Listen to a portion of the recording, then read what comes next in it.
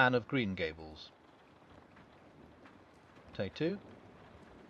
Anne is invited out to tea.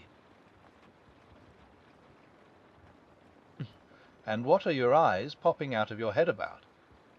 Now, asked Marilla, when Anne had just come in from a run to the post office. Have you discovered another kindred spirit? Excitement hung around Anne like a garment, shone in her eyes, kindled in every feature.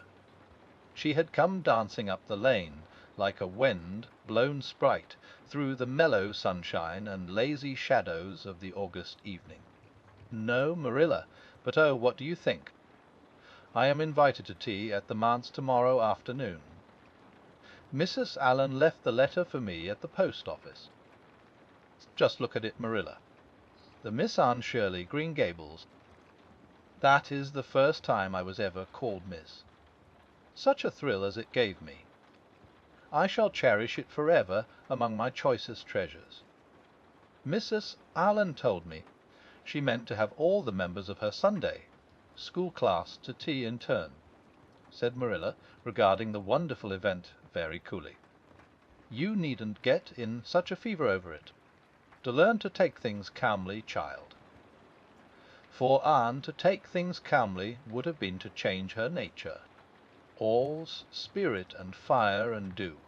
As she was, the pleasures and pains of life came to her with trebled intensity. Marilla felt this, and was vaguely troubled over it, realizing that the ups and downs of existence would probably bear hardly on this impulsive soul, and not sufficiently understanding that the equally great capacity for delight might more than compensate. Therefore Marilla conceived it to be her duty to drill Anne into a tranquil uniformity of disposition as impossible and alien to her as to a dancing sunbeam in one of the brook shallows. She did not make much headway, as she sorrowfully admitted to herself. The downfall of some dear hope or plan plunged Anne into deeps of affliction. The fulfilment thereof exalted her to dizzy realms of delight. Marilla had almost begun to despair of ever fashioning this waif of the world into her model little girl of demure manners and prim deportment. Neither would she have believed that she really liked Anne much better as she was. Anne went to that night speechless with misery because Matthew had said the wind was round northeast, and he feared it would be a rainy day tomorrow. The rustle of the poplar leaves about the house worried her. It sounded so like pattering raindrops, and the full, far-away roar of the Gulf, to which she listened delightedly at other times, loving its strange, sonorous, haunting rhythm, that now seemed like a prophecy of storm and disaster to a small maiden who particularly wanted a fine day. Anne thought that the morning would never come. But all things have an end, even nights before the day on which you are invited to take tea at the manse. The morning, in spite of Matthew's predictions, was fine, and Anne's spirits soared to their highest. Oh, Marilla, there is something in me today that makes me just love everybody I see, she exclaimed as she washed the breakfast dishes. You don't know how good I feel. Wouldn't it be nice if it could last? I believe I could be a model child if I were just invited out to tea every day. But oh, Marilla, it's a solemn occasion too. I feel so anxious. What if I shouldn't behave properly?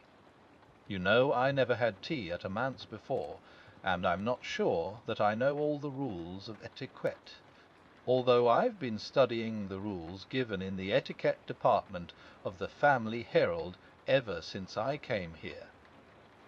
I'm so afraid I'll do something silly, or forget to do something I should do. Would it be good manners to take a second helping of anything if you wanted to V.R.Y. much? The trouble with you, Anne, is that you're thinking too much about yourself. You should just think of Mrs. Allen and what would be nicest and most agreeable to her, said Marilla, hitting for once in her life on a very sound and pithy piece of advice. Anne instantly realized this. You are right, Marilla. I'll try not to think about myself at all.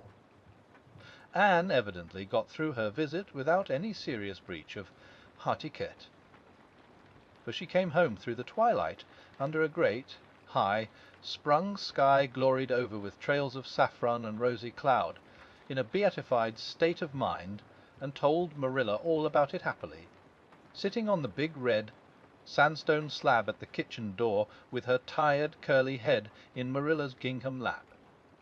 A cool wind was blowing down over the long harvest fields from the rims of fairy western hills and whistling through the poplars.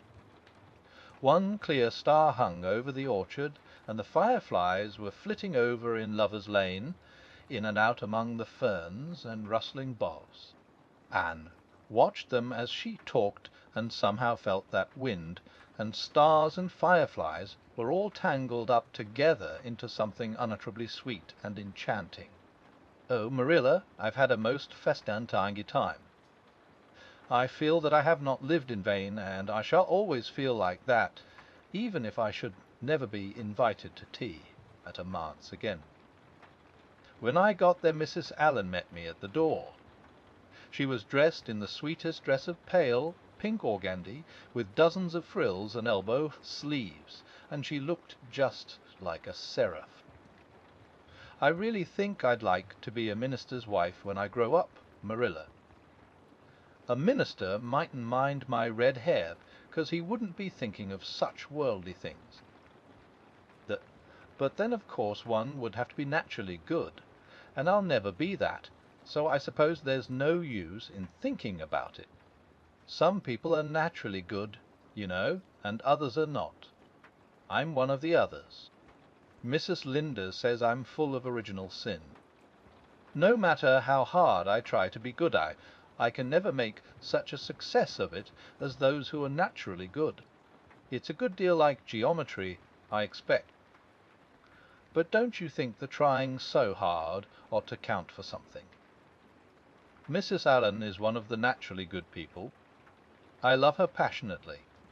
You know, there are some people, like Matthew and Mrs. Allen, that you can love right off without any trouble. And there are others, like Mrs. Lynde, that you have to try very hard to love. You know you OUHT to love them, because they know so much and are such active workers in the church. But you have to keep reminding yourself of it all the time, or else you forget. There was another little girl at the manse to tea, from the White Sands Sunday school. Her name was Laurette Bradley, and she was a very nice little girl. Not exactly a kindred spirit, you know, but still very nice. We had an elegant tea, and I think I kept all the rules of etiquette pretty well. After tea Mrs. Allen played and sang, and she got Loretta and me to sing too. Mrs. Allen says I have a good voice, and she says I must sing in the Sunday school choir after this. You can't think how I was thrilled at the mere thought. I've longed so to sing in the Sunday school choir, as Diana does, but I feared it was an honor I could never aspire to. Loretta had to go home early, because there is a big concert in the White Sands Hotel tonight, and her sister is to recite at it. Loretta says that the Americans at the hotel give a concert every fortnight in aid of the Charlottetown Hospital, and they ask lots of the White Sands people to recite. Loretta said she expected to be asked herself some day. I just gazed at her in awe. After she had gone, Mrs. Allen and I had a heart-to-heart talk. I told her everything about Mrs. Thomas and the twins and Katie Morris and Violetta and coming to Green Gables and my troubles over geometry. And, would you believe it, Marilla, Mrs. Allen told me she was a dunce at geometry too. You don't know how that encouraged me. Mrs. Lynde came to the manse just before I left, and what do you think, Marilla? The trustees have hired a new teacher, and it's a lady. Her name is Miss Muriel Stacy. Isn't that a romantic name? Mrs. Lynde says they've never had a female teacher in Avonlea before, and she thinks it is a dangerous innovation. But I think it will be splendid to have a lady teacher, and I really don't see how I'm going to live through the 2 weeks before school begins. I'm so impatient to see her.